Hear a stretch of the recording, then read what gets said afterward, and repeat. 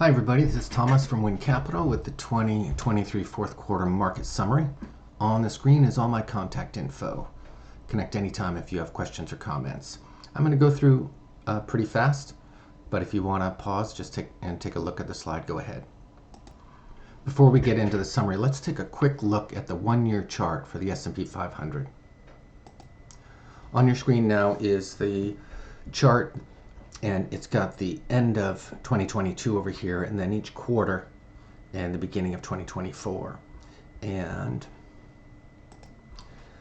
if I use my little data pointer down here, it'll calculate the math on the rise and fall of the market. So there were really about three big rallies. From the beginning of the year, we had a very quick rally in the first quarter, up about 10%, almost 11%. Gave most of that rally away in the decline. Then we had a very, very sustained and long rally up to the highs of the market middle of the year. The rally for equities was almost 22%. Another big decline, giving away about half of the gains, and the market's up 10% again from the beginning of the year. And then in this fourth quarter, a very, very steep rally to end the year at market highs, almost at all-time highs. And we can see that in the first quarter so far, the market has reached all-time highs for almost all indexes. If we jump into the first slide with data, it shows that every arrow and every class of investment, US and all the other global stocks were up. Real estate bounced back after a long period of being down. The bond market, same thing, after a long period of having negative returns as interest rates went up. Now interest rates have started to fall and bonds are rallying. And so all the way across the board. And of course, for context, we can see best and worst quarters and average returns. This one is a much longer period. Instead of the quarter, we're looking at everything up again for the 12-month period, the one-year period. And then this is average annual returns, annualized returns. So for the last 5 years, we've enjoyed 15% per year returns in equities, and similar data across the board for all the other classes. And then for the 10-year period, all positive. In general, one-year periods are very volatile with up and down. 5-year periods get a lot more stable with a lot more up years than down. And then there's very, very few down periods for people that are willing to be invested over the long term. This slide contains a graph of fourth quarter market prices over the news that was coming out at the same time. I've highlighted a couple items. There's a lot of bad news in the first quarter, and the overall consensus from economists and stock pickers was that 2023 would be a negative year for stocks. Turned out not to be the case as the market rallied to all-time highs, despite a lot of negative developments. This is the same type of graph, just with a much longer period from the whole year instead of the quarter. All the market prices up above and all the news that came out.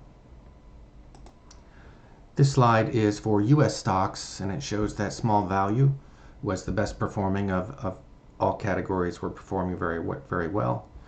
And above is just the fourth quarter returns, and then for longer terms, over a long period of time, remember anything longer than a year is annualized returns for all the different classes and types of US stocks.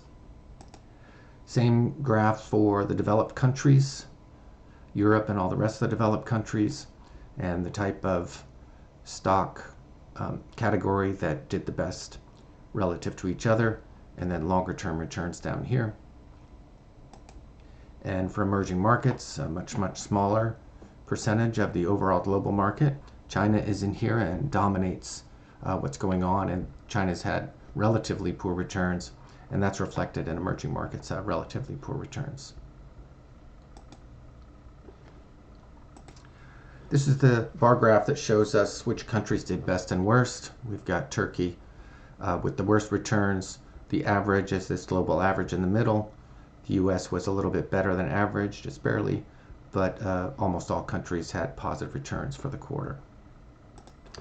Now we're looking at real estate returns, and there was a big bounce back in US REITs for the year in the fourth quarter, and for the 1 year period, the 12-month period, real estate did really well. We have two REITs that we use for accredited investors, and they tend to return between 7 and 9% without the volatility of the large swings of the normal REIT market. Now we're looking at global commodities, and we've got coffee at the top with the highest gain for the period. This is notoriously volatile. We've got natural gas falling 25%. Over here we can get a little more context for longer periods. In the short term, we're having deflation or lower inflation. The high inflation over the past few years is contributing to this very high return over the 3-year period, and even the 5-year period is affected by the rise in interest rates and COVID and supply chain. But it's all moderating very, very quickly in the near term, and over the 10-year period, it's negative returns on an annualized basis. This last slide is a study of country debt versus stock market returns, and asks the question, when a country has high debt, does it lead to lower returns? And it turns out the answer is no.